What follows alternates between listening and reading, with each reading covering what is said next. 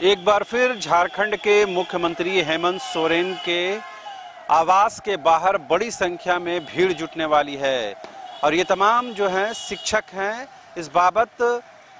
TET pass सहायक अध्यापक संघ ने एक बयान जारी करके कहा है कि चूंकि उनकी जो समायोजन की प्रक्रिया है वो अब तक पूरी नहीं हुई है, लिहाजा वो लोग 18 अक्टूबर से पूरे प्रदेश से अपने लोगों को बुलाएंगे। यानी कि जिन पारा शिक्षकों की अर्हता होने के बावजूद भी उनको सरकारी शिक्षक के तौर पर समायोजित नहीं किया गया है, वे तमाम लोग हजारों की संख्या में जुटेंगे और आगामी 18 अक्टूबर से 5 दिवसीय धरना प्रदर्शन के कार्यक्रम में शामिल होंगे। अगर ऐसा हुआ तो यकीन मान लीजिए कि मुख्यमंत्री आवास के आसपास से गुजरना भी बेहद मुश्किल हो जाएगा। आपको याद होगा कि जब पारा शिक्षक अपने स्थायीकरण, वेतनमान और नियमावली की लड़ाई लड़ रहे थे, उनकी संख्या करीब प्रदेश भर में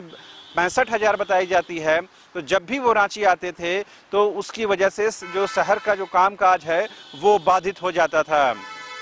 सरकार ने उसमें से मैक्सिमम पारा शिक्षकों को वेतनमान, नियमावली और स्थायीकरण के मुद्दे पर एक समझौता किया और उनकी आंदोलन को कहीं न कहीं विराम लगा। लेकिन उसी में से बहुत सारे पारा शिक्षक ऐसे निकले जो टेट पास तो हैं लेकिन उनको अर्हता पूरी नहीं करने की बुनियाद पर जो एक्चुअल जो शिक्षक होते हैं यानी पूर्ण जो शिक्षक होते हैं उसमें उनको समायोजित नहीं किया जा रहा है। लिहाजा ऐसे टेट पास पारा शिक्षकों ने सरकार के निर्णय का विरोध किया है और इस लेट लतीफ़ी के खिलाफ और इस जो कम्युनिकेशन गैप होने के खिलाफ तमाम जो टेट पास सफल शिक्षक हैं, पारा शिक्षक हैं, वो लोग 18 अक्टूबर से धरना प्रदर्शन का कार्यक्रम मुख्यमंत्री आवास के बाहर शुरू करने जा रहे हैं। बाकायदा एक बयान जारी किया गया है जिसमें यह कहा गया है कि जो सरकार की तरफ से ढुलमुल रवैया अपनाया जा रहा है और उसमें खास बात यह भी है कि पिछले 23 सितंबर को ही तमाम ऐसे शिक्षकों ने पुराने विधानसभा परिसर से शिक्षा मंत्री जगन्नाथ महतो के आवास तक न्याय मार्च निकाला था और अपनी आवाज़ को बुलंद करने की कोशिश की थी और सरकार तक बात पहुंचाने की कोशिश की थी। लेकिन जो शिक्षा मंत्री हैं, जो विभागीय मंत्री हैं, उन्होंने इस कहते हुए इस बात को खारिज कर दिया था कि शिक्षकों को रांची आने से पहले विधिवत तौर पर उनको जानकारी नहीं दी गई थी, लिहाजा उनसे मुलाकात नहीं हो पाई थी। हालांकि देर रात तमाम जो शिक्षक है वो डटे रहे, बाद में किसी तरह से उनके आप्त सचिव से मुलाकात होती है, बातचीत होती है और फिर ये कहा जाता है, ये आश्वासन दिया जाता है कि विभागीय मंत्री से बात कराई जाएगी। लेकिन कई दिन, कई हफ्ते गुजर जाने के बावजूद भी जब ऐसे सफल टेट पास शिक्षकों, पारा शिक्षकों की वार्ता विभागीय मंत्री जगन्नाथ महतो के साथ नहीं होती है तो ऐसे में पारा शिक्षकों को बाध्य होना पड़ता है और आगामी 18 अक्टूबर से एक बार फिर से मुख्यमंत्री आवास के बाहर धरना प्रदर्शन करना पड़ता है। जो तमाम ऐसे पारा शिक्षक हैं वो इस बात का भी विरोध कर रहे हैं कि सहायक आचार्य नियुक्ति नियमावली जो सरकार बना रही है इसका विरोध किया जाना चाहिए। दरअसल उन लोगों का कहना है कि जहां पर विधायक हों, मंत्री हों, कैबिनेट मंत्री हों, अपने वेतनमान, अपने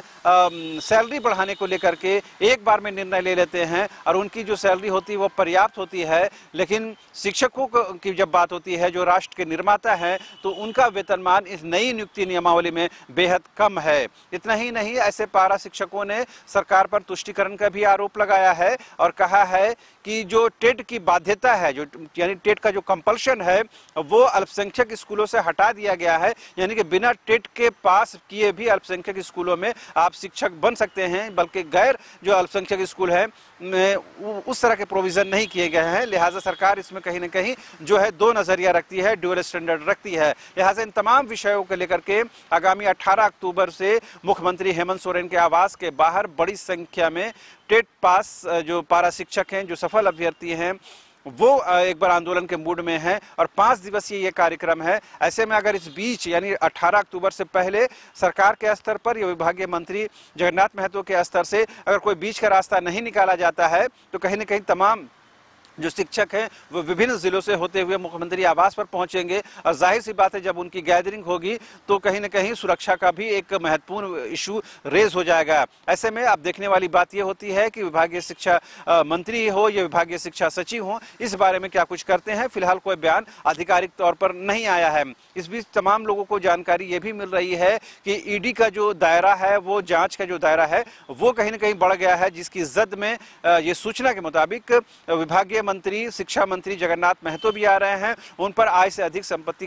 अर्जित करने का आरोप है। हालांकि इसकी आधिकारिक कंफर्मेशन, आधिकारिक पुष्टि नहीं हुई है। इस बीच में तमाम जो टेट पास सफल शिक्षक हैं, जो पारा शिक्षक हैं, वो एक बार शिक्षा मंत्री के खिलाफ आवाज बुलंद कर रहे हैं और ये कहीं ना कहीं आरोप लगा रहे हैं कि उनके समायोजन को लेकर के विभागीय स्तर पर कोई तेजी नहीं दिखाई जा रही है। तकनीकी और जो कुछ बिंदुओं को लेकर के आपत्ति जताई जा रही है, जिसके बुनियाद पर उनका समायोजन नहीं हो रहा है, जिसको लेकर के वो लोग बाध्य हो गए हैं और एक बार फिर से वो सड़क पर उतरने को मजबूर हैं। तो अब देखने वाली बात ये होती है कि 18 अक्टूबर से क्या उससे पहले कोई वार्ता करके इस मसले का शॉर्ट आउट किया जाता है, या तमाम जो ऐसे शिक्षक हैं जो टेट पास है वो क्या एक बार फिर से मुख्यमंत्री आवास को पहुंचने के लिए मजबूर होते हैं, उनका जो कार्यक्रम है उससे सफल बनाने के लिए पहुंचते हैं या नहीं, ये देखने वाली बात होगी। फिलहाल ये खबर बड़ी है और महत्वपूर्ण भी है,